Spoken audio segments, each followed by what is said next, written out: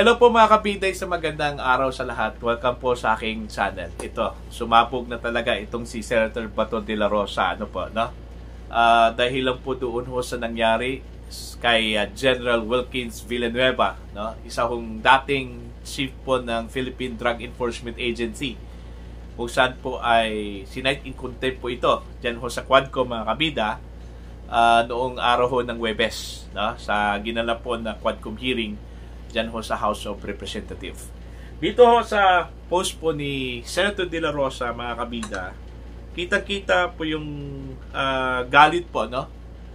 Kumbaga galit po ni Senator de la Rosa sa nangyari ho sa kanyang hindi ko alam kung mista ba yun niya itong si General Wilkins or magkaibigan ng talaga sila, no?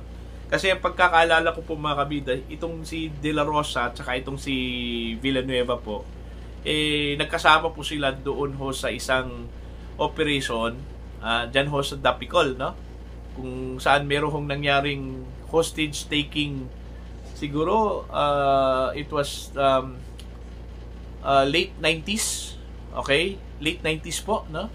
Kasi nasa GMA Super Radio po ako that time, no? Nung kinover ho namin yon dyan ho sa Dapicol, no? Magkasama po itong si De La Rosa at saka itong si Villanueva, no? That time mga major pa sila dun no? Mayroong isa pang kasama ho nila, si Colonel Evangelista pa po, no? Puro ho sila mga sharpshooters, no? Itong tatlo. At sila yung nagpatumba doon ho sa mga hostage takers, no? Sa loob mismo ng Dapicol. At sadly, meron hong nadamay na isang teacher ata, kung hindi ako nagkamali mga kabida, no?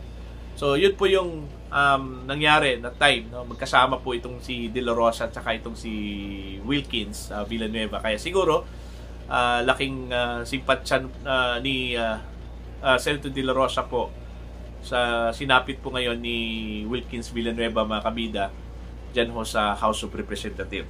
Dito ho sa kanyang post, babasahin ko lang po itong post po niya mga kabida, posted 2 hours ago po, no? Sa kanyang Facebook account, no?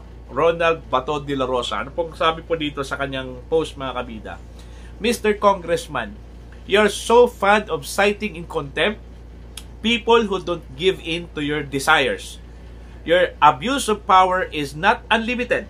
Wilkins' track record in law enforcement is unblemished, while you have a history of destroying this country. Yun po, no? Yun po yung kanyang post. Masisense mo dito ko mga kabida na medyo emotionally parang siya parang galit, no? At nababasa ko rin dito ho sa mga comment section po, yun po mga negative comments talaga, no? Against Quadcom, against Paduano, no? Okay? Napansin ko lang kasi itong si Paduano mga kabide, every time meron hong Quadcom hearing, parang galit, parating galit, ano po, no? I-refresh ko lang kayo doon ho sa nangyari po kay General Villanueva noong Huwebes po, kung saan ginanap itong Quadcom hearing, okay? Narito po, naipapakita ko po sa inyo paano magalit po itong nagalit po itong si Stephen o Congressman Stephen Paduano. Narito po. Naunahan lang ako ni Chairman ako. Kasi, General Wilkins, eto, last warning ko sa iyo sa nangyari, you're lying. Gusto mo i-cite ko na? Paano pa yung mukha mo You're not respecting this committee. And I warn you, this will be the last. Kanina nang tinatanong kita, akala mo hindi kita babalikan? Now you admit that it's all about your command responsibility. Well, in fact, magtuturuan na, aserto, dinideny mo.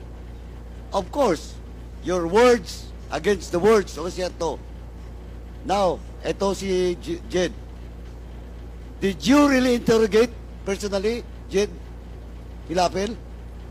Yun nga, Mr. Chair, hindi ko kasi maalala na nakinausap ko siya. Basta ang alam ko, nasa opisina siya, Mr. Chair. Ayun And yung I problema. don't lie, Mr. Chair. You're not lying, you lie! Just a few minutes ago, sa harap ko, sinabi mo na that authority was delegated to your personnel. Yes, Mr. Chair. Nung tinanong ka ni Chairman Akop, inamin mo. Question of command responsibility. Are you not lying? No, Mr. Chair. Also, Mr. Chairman, with that, I move to cite in contempt General Wilkins. Pasensyahan po tayo dito. In violation of Section C, Section 11, letter C, of our rules.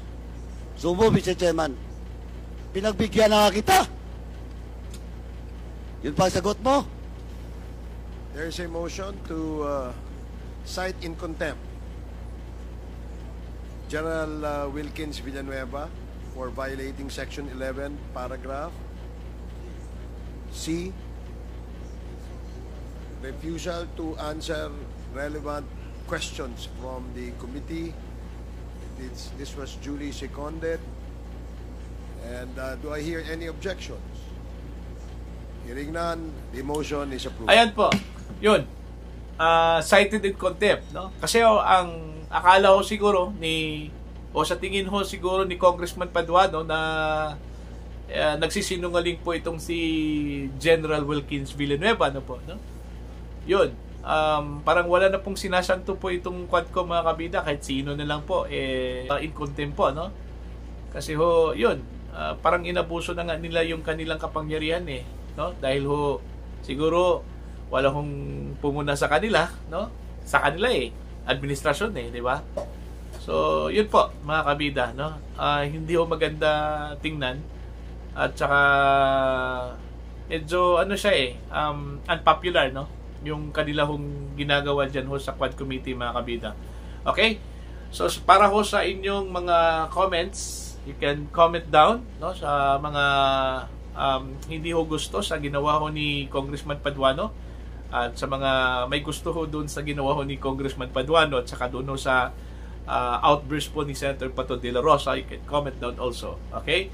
Para sa mga hindi pa po subscribers ko sa aking channel, please do subscribe, mga kabida. Just click the subscribe button and also click the notification bell para updated po kayo sa aking mga uploads. Maraming salamat po sa inyong lahat at God bless po, mga kabida.